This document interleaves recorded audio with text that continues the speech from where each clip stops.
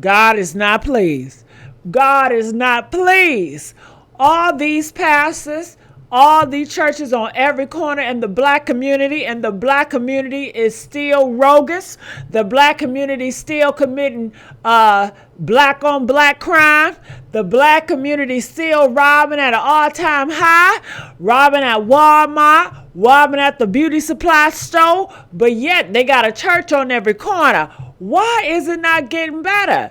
You would think it's a church on every corner. Them church folks will be going to the neighborhoods they in, help clean it up, talking to the neighbors, helping them not to steal, giving them bread, giving them food, giving them a little money here and there, because these churches got so much money. They got Rolls Royces, they got Bentleys, they got mansions. That's supposed to be from the church.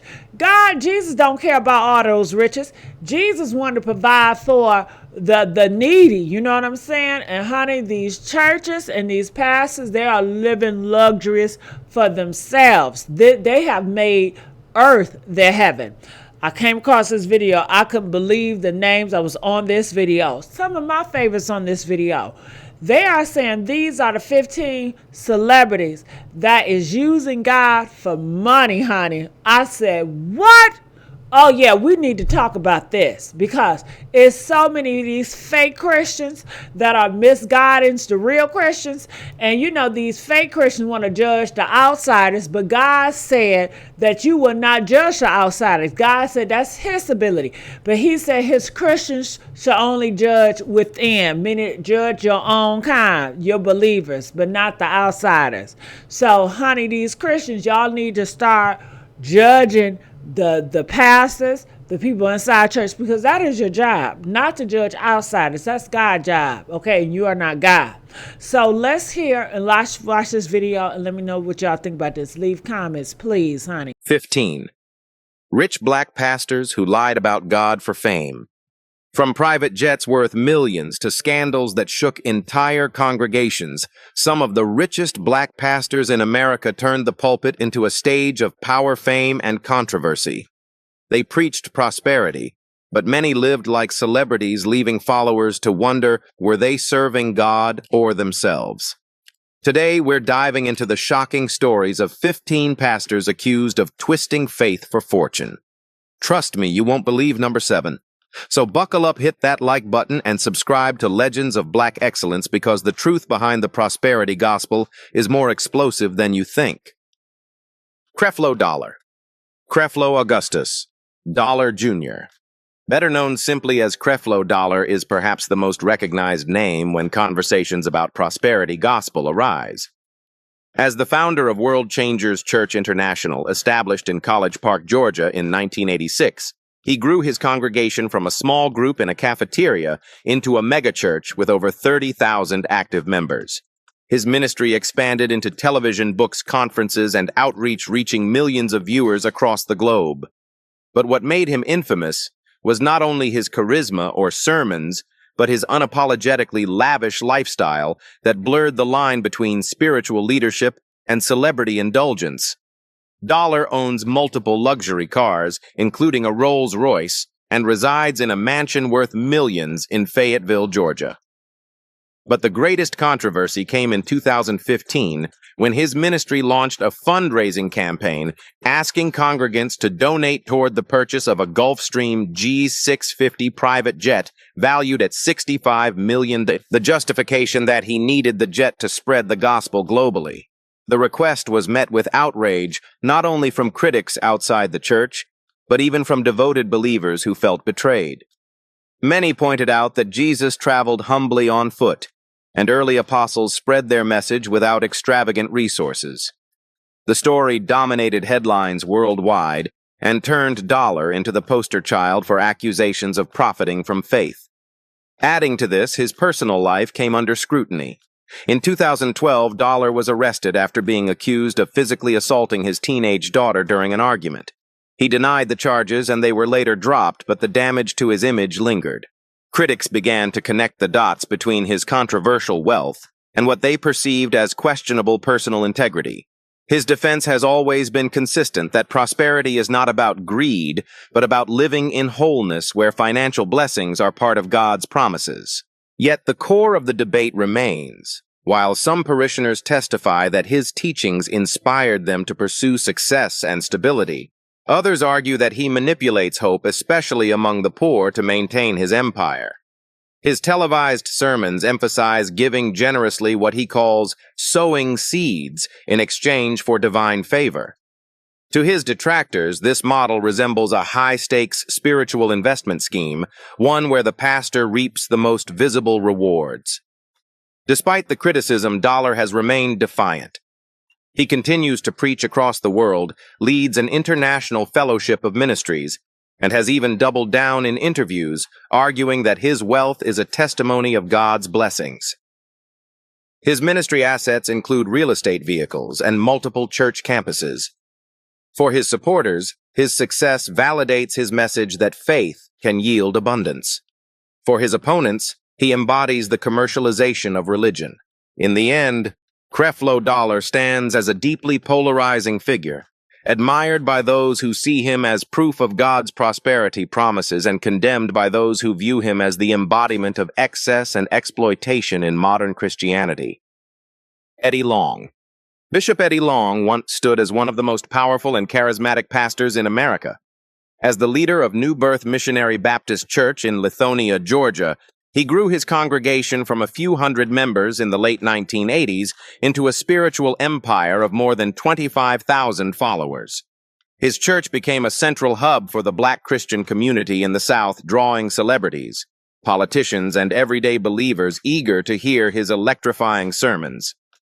At the peak of his influence, Long commanded not only religious authority, but also immense political clout, frequently meeting with U.S. presidents and high-ranking officials. Known for his passionate preaching against immorality and homosexuality, Long presented himself as a defender of biblical values. But in 2010, his world collapsed when 4 young men filed lawsuits accusing him of sexual coercion. They alleged that Long used his position of power to lure them into inappropriate relationships while showering them with gifts, trips, and privileges. For a man who had built his brand on condemning homosexuality, the allegations painted a picture of hypocrisy that shocked the nation. Although he denied the charges, the case was eventually settled out of court in 2011, fueling speculation and leaving a permanent stain on his ministry.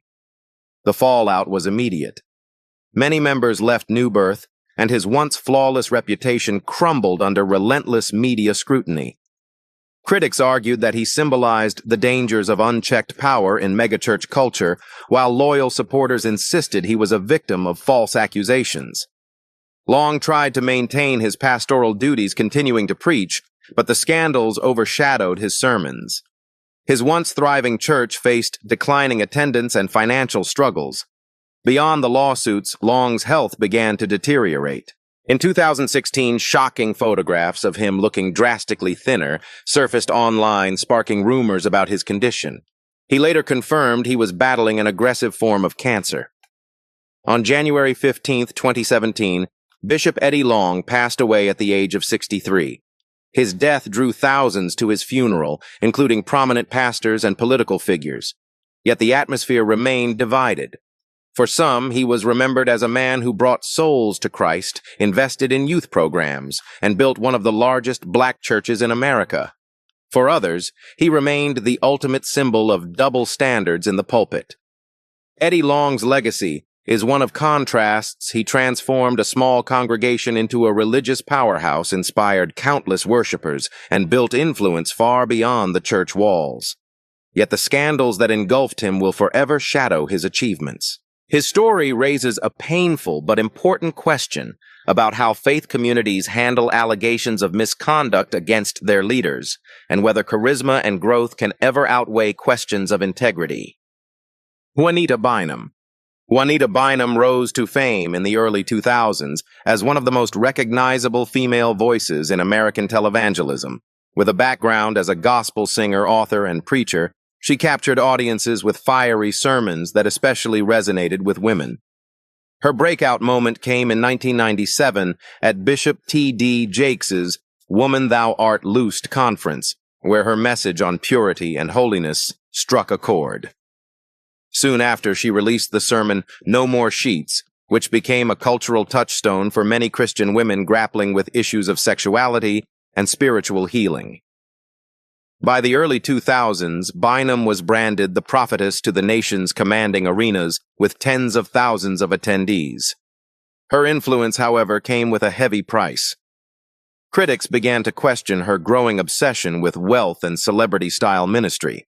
Conferences organized under her name often charged hundreds of dollars for admission-raising concerns that her work blurred the line between spiritual guidance and profit-making ventures.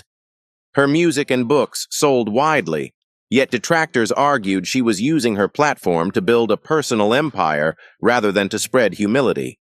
Bynum's personal life also became entangled in controversy. In 2002, she married Bishop Thomas Weeks III in what was described as a $1 million wedding, complete with a designer gown and luxury trappings that drew media attention. But by 2007, their marriage imploded publicly after she accused Weeks of physically assaulting her in an Atlanta parking lot. The case went to court, and the media frenzy turned her private struggles into national headlines. While some sympathized with her as a victim of domestic violence, others criticized the way she aired the drama, saying she looked more like a reality TV star than a religious leader. Adding to the controversy were her own startling admissions. At one point, Bynum openly confessed on television that she had struggled with drug use and alternative lifestyles, including claiming she had been delivered from homosexuality. While some admired her transparency, others saw it as sensationalism designed to keep her in the spotlight. Despite the setbacks, Bynum has never disappeared from the religious stage. She continues to preach host events and release music, often describing herself as a survivor who turned her pain into ministry. Yet her reputation remains divided, admired by those who see her as a bold and inspiring woman who overcame adversity, and doubted by those who believe she commercialized the gospel for fame and profit. Juanita Bynum's journey shows how quickly the line between spiritual authenticity and celebrity spectacle can blur. From commanding arenas of believers to being a tabloid fixture, her legacy is one of power, resilience, and deep controversy. T.D. Jakes, Thomas Dexter Jakes, Sr., widely known as Bishop T.D. Jakes is one of the most influential pastors in the world today. As the founder of the Potter's House in Dallas, Texas, a non-denominational megachurch with over 30,000 members, Jakes built his reputation on powerful emotional sermons that touch on everything from family struggles to spiritual healing. His booming voice and theatrical delivery made him a household name, and soon his ministry expanded far beyond Sunday services. He became a prolific author, filmmaker, and conference host, transforming the Potter's House into a global brand. What sets Jakes apart is the sheer scale of his influence. His annual Woman Thou Art Loosed and Megafest conferences have drawn crowds in the tens of thousands, sometimes filling entire stadiums. His books like Instinct and Soar became New York Times bestsellers, while films he produced, including Jumping the Broom and Heaven is for Real, reached mainstream audiences. By the mid-2010s, his estimated net worth was in the tens of millions, making him one of the wealthiest pastors in America. Yet this success has come with relentless criticism. Opponents argue that Jakes treats ministry like a corporation packaging spirituality into books, movies, and ticketed conferences. His critics point to his sprawling mansion in Dallas and luxury lifestyle as signs he has embraced celebrity culture rather than the humility of Christ. For many, his model represents the commercialization of religion, an empire built on faith but operated like a business. Jakes has often defended himself, emphasizing that his income also comes from personal ventures, not just church donations, and that he works tirelessly to create opportunities for others. Still, the tension remains. Is he a man of God using every platform available to spread hope, or an entrepreneur who turned the pulpit into a stage? Despite the criticism, Jakes continues to thrive. His sermons on YouTube garner millions of views. His conferences remain sold out, and his voice is still sought after in both religious and secular spaces. Supporters see him as proof that faith can coexist with success, while detractors see him as the ultimate example of how money and ministry can dangerously blur. Bishop T.D. Jakes' legacy is not just that of a preacher. It is the story of a man who built an empire from the pulpit, inspiring countless people, but also igniting one of the most important debates in modern Christianity. Can prosperity and humility truly walk hand in hand? Noel Jones. Bishop Noel Jones, senior pastor of the City of Refuge Church in Gardena, California, is one of the most charismatic figures in contemporary black ministry. His congregation boasts more than 17,000 members, and his reputation as a gifted orator has taken him across the globe. But unlike many preachers who keep their personal lives discreet, Jones often lived in the public eye partly because of his connection to fame. He is the brother of legendary singer and actress Grace Jones. This family tie, along with his flair for sharp suits and polished delivery, gave him an unmistakable presence that sometimes felt closer to celebrity culture than pastoral leadership. Jones's popularity skyrocketed after he joined the cast of the reality series Preachers of L.A. in 2013. The show offered a behind-the-scenes look at the private lives of pastors, and viewers were captivated by Jones's lifestyle. From luxury cars to expensive clothing, he embodied prosperity in ways that raised eyebrows. To his supporters, this was simply evidence of God's blessings. To his critics, it was a clear display of vanity proof that he enjoyed the trappings of fame more than the humility of spiritual service. Another source of constant debate was his marital status. For decades, Jones remained single while pastoring a congregation deeply invested in family values. His choice not to marry fueled gossip and speculation. Some questioned whether a man without a wife could effectively guide a church rooted in teachings about marriage, while others admired his independence and focus on ministry. Do you think a pastor must be married to serve as a credible spiritual leader, or should personal choices remain private? Despite the criticism, Jones's sermons remain some of the most compelling in modern ministry. His preaching style, intense, intellectual, and emotionally charged, continues to draw crowds who say his words push them toward personal growth and deeper faith. He frequently tackles difficult topics such as suffering, doubt, and perseverance, which resonates with people navigating real-life struggles. Yet the tension never disappears. When Jones pulls up to church in a sleek luxury vehicle or appears on television discussing his lifestyle, the focus shifts away from his message to the image he presents.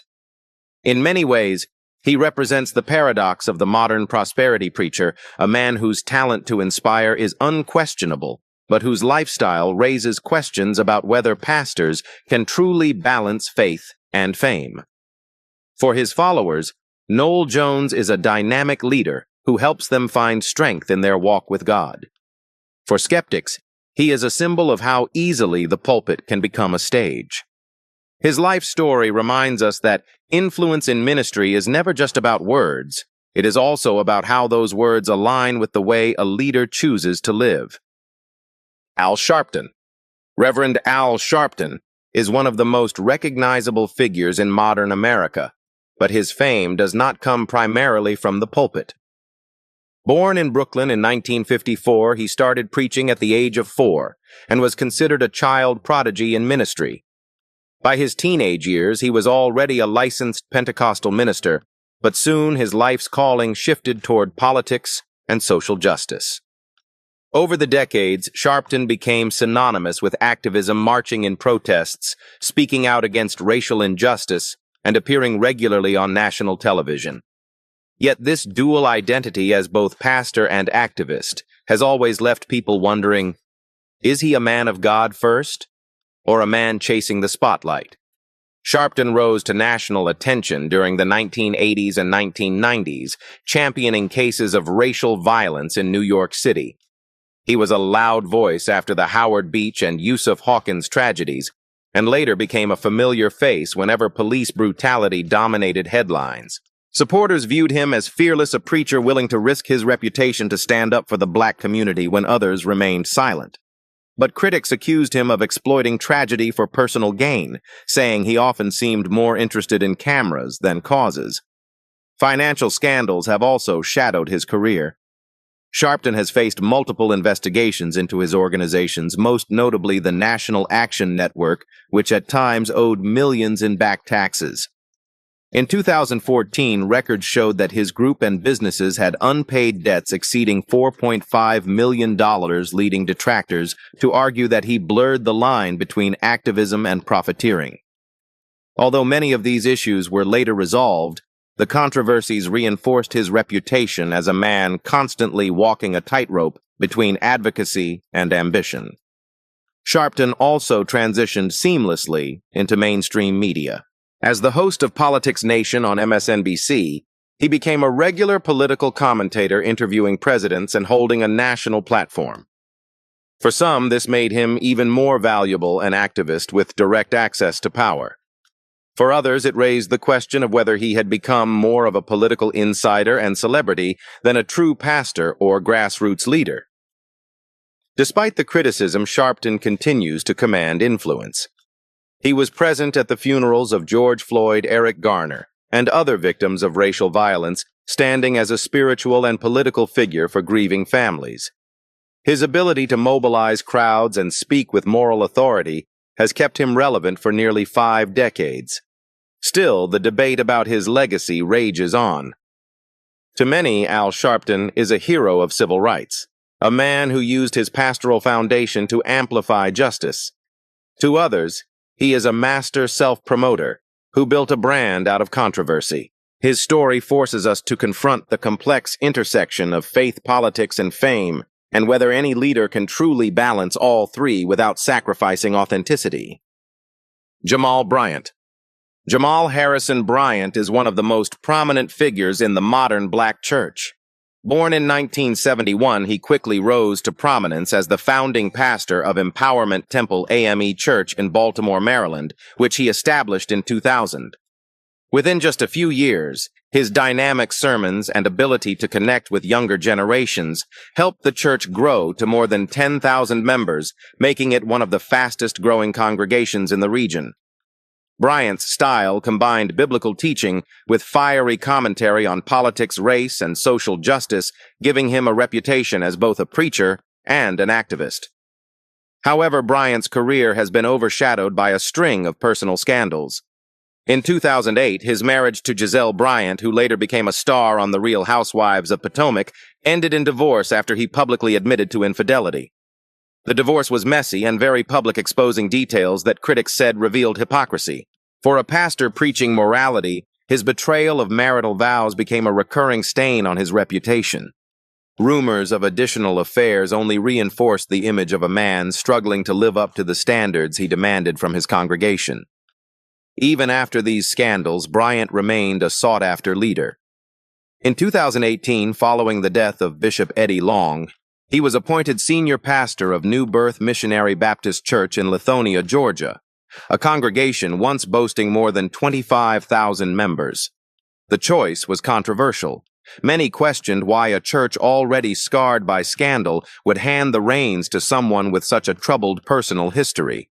Bryant defended himself, saying he was human, prone to mistakes, but also committed to redemption and transparency.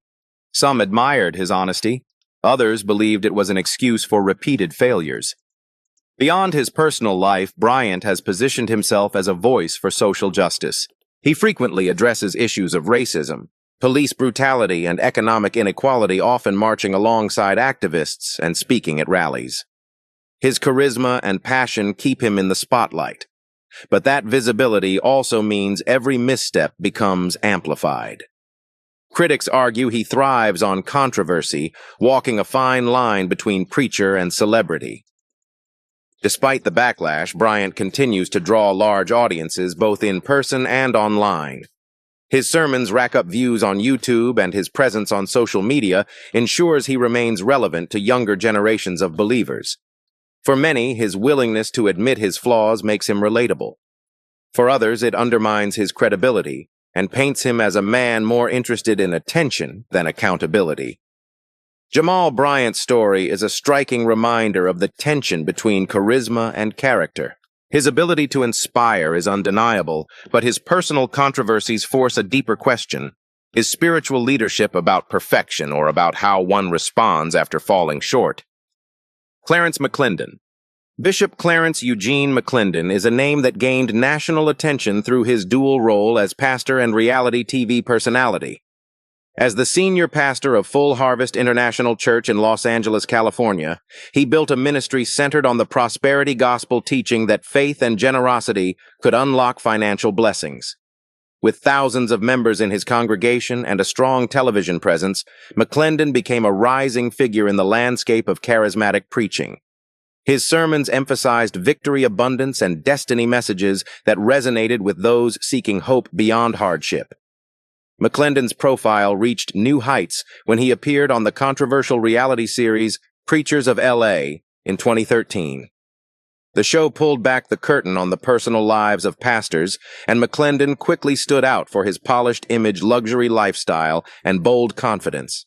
Viewers saw him driving high-end cars, wearing designer suits, and living in spacious homes, all while preaching that God's blessings could manifest in material success. Supporters admired his unapologetic embrace of prosperity, while critics accused him of flaunting wealth and reducing ministry to entertainment. One of the central teachings associated with McClendon is the concept of sowing seeds, encouraging church members to give money with the promise that God would multiply their gifts. Detractors argued that this was manipulative, especially toward those struggling financially. They saw it as a cycle where the pastor grew richer, while congregants remained in the same economic condition. For them, his lavish lifestyle became living proof that the prosperity gospel benefited leaders more than followers. Adding to the controversy, McClendon's personal life also drew scrutiny. He divorced his first wife, something that many traditional Christians viewed as incompatible with spiritual leadership. Later, he remarried, which intensified debates within the church community. His appearances on Preachers of L.A. highlighted his second marriage and blended family, giving critics ammunition to question whether he was more focused on reality TV fame than ministry. Despite the backlash, McClendon has continued to thrive within his niche. His church remains active, his television broadcasts reach global audiences, and he has cultivated a loyal following who insist his teachings have helped them grow spiritually and financially. Beyond preaching, he has also contributed to gospel music, blending worship with entertainment in ways that appeal to younger Christians. Bishop Clarence McClendon embodies the complicated tension between faith and fame. To some, he represents a fearless preacher who refuses to apologize for success, teaching believers that prosperity is part of God's promise. To others, he is a cautionary tale of how easily pastors can turn pulpits into platforms for personal enrichment. His story forces us to question whether prosperity preaching uplifts the faithful or exploits their deepest hopes. Carlton Pearson. In the 1990s, Bishop Carlton Demetrius Pearson was one of the brightest stars in American Christianity. As the founder of Higher Dimensions Evangelistic Center in Tulsa, Oklahoma, later known as Higher Dimensions Family Church, he built a congregation of more than 5,000 members, making it one of the largest in the region. His fiery sermons, polished charisma, and friendship with legendary evangelist Oral Roberts catapulted him into the national spotlight. Pearson regularly appeared on Christian television, preached at major conferences, and rubbed shoulders with some of the most powerful pastors in the country. By all accounts, he was on track to become one of the defining voices of his generation. Then came the turning point. In the early 2000s, Pearson introduced a radical doctrine he called the gospel of inclusion. He began preaching that a loving God would not condemn anyone to eternal damnation, that hell did not exist in the traditional sense, and that people of all faiths or even no faith were ultimately saved through Christ's sacrifice. For him, this was a revelation of divine love. For others, it was outright heresy. The backlash was immediate and devastating. Longtime allies distanced themselves, and Oral Roberts himself declared Pearson's theology dangerous. Once thriving membership at Higher Dimensions collapsed, with thousands leaving almost overnight. By 2008, the church that had been a megachurch was reduced to just a few hundred attendees.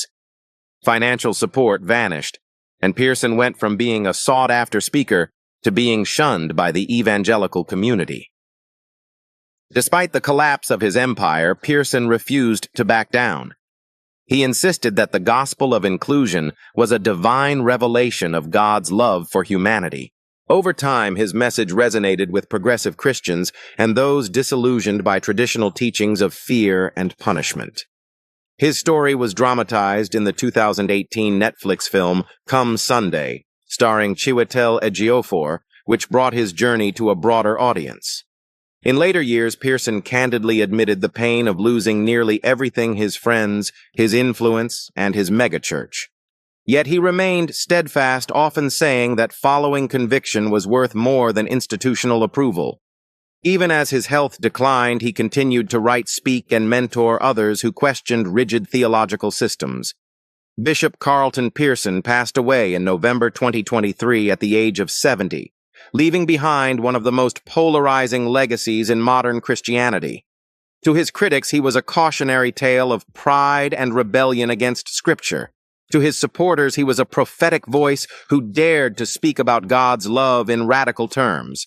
His story illustrates how fragile fame in the pulpit can be, and how quickly a pastor can shift from celebrated insider to outcast. Fred Price Sr. Frederick K.C. Price, often called Fred Price Sr., was one of the earliest and most influential champions of the prosperity gospel in America. In 1973, he founded the Crenshaw Christian Center in Los Angeles with just a handful of members. Over the next 3 decades, the church grew into one of the largest black congregations in the nation, boasting over 16,000 active members at its peak. Its crown jewel was the Faith Dome, a striking geodesic structure completed in 1989 that could seat more than 10,000 worshipers, making it one of the biggest church sanctuaries in the country. Price's message was clear and uncompromising. Faith, positive confession, and generous giving would unlock divine blessings of health and wealth. His televised program, Ever Increasing Faith, broadcast nationwide, reached millions of viewers each week and made him a household name in Christian circles. Many found hope in his teachings, especially those facing poverty or sickness, as he declared that God never intended his children to live in lack. But with that influence came harsh criticism. Detractors argued that Price turned Christianity into a get-rich-quick scheme, putting disproportionate emphasis on money instead of humility and service. His critics pointed to his luxury cars, multi-million-dollar home, and comfortable lifestyle as evidence that he was benefiting far more than the average congregant. For some, he became the very embodiment of the prosperity gospel's excesses. Supporters, however, viewed him differently. They believed he was proof that his message worked, that by practicing what he preached, he demonstrated that God rewards faithfulness with abundance. Many longtime members of Crenshaw Christian Center testified that his teachings inspired them to pursue education careers and financial stability they never thought possible. Price was no stranger to controversy beyond money. In 1990, he made national headlines after criticizing racism within the church, particularly within white evangelical spaces. Some admired his boldness in addressing systemic injustice, while others accused him of being divisive. Regardless, it showed that his ministry was about more than just wealth. It also engaged social issues affecting his community. When Fred Price Sr. passed away in February 2021 at the age of 89, tributes poured in from across the Christian world. To some, he was a hero of faith who gave believers confidence that God wanted them to live abundantly. To others, he left behind a legacy clouded by the commercialization of the gospel. Either way, he played a critical role in shaping the landscape of modern televangelism, opening the door for future prosperity preachers to build their own megachurch empires. Fred Price Sr. His life remains a study in contrasts, a man celebrated for inspiring faith and success, yet criticized for blurring the sacred line between spiritual guidance and material gain. I.V. Hillyard. Bishop Ira V. Hillyard, often known simply as I.V., Hillyard built his reputation as the founding pastor of New Light Christian Center Church in Houston, Texas. Starting in 1984 with fewer than 30 members, Hillyard and his wife Bridget grew the congregation into a multi-campus megachurch with over 28,000 members at its peak. His success was fueled by an unapologetic embrace of the prosperity gospel teaching that believers could access health, wealth, and victory through faith and generous giving. His sermons emphasized vision leadership and seed sowing, making him a trusted voice for thousands who longed to rise above hardship.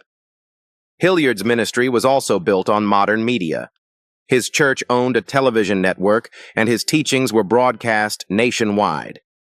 He established the Association of Independent Ministries AIM, mentoring younger pastors on how to grow their churches into powerful institutions.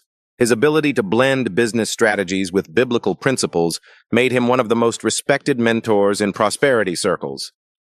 But his legacy took a major hit in 2013 when he sent out a fundraising letter to church members requesting donations not for community programs, not for charity, but for the $50,000 repair bill on his personal helicopter. In the letter, Hillyard claimed that those who contributed would receive a transportation breakthrough in their own lives, suggesting God would bless them with new cars or better travel opportunities. The appeal went viral, drawing sharp condemnation. Critics said it was a blatant example of exploiting the faithful, especially since many congregants could barely afford their own car payments while their pastor was asking for money to fix an aircraft. The fallout was immediate. The story made national headlines and turned Hillyard into a symbol of prosperity gospel excess. For his detractors, it confirmed every suspicion that prosperity preachers lived lavishly on the backs of their congregations. For his defenders, it was simply a misunderstanding of faith principles that giving to God's work, even in unusual ways, could invite blessings.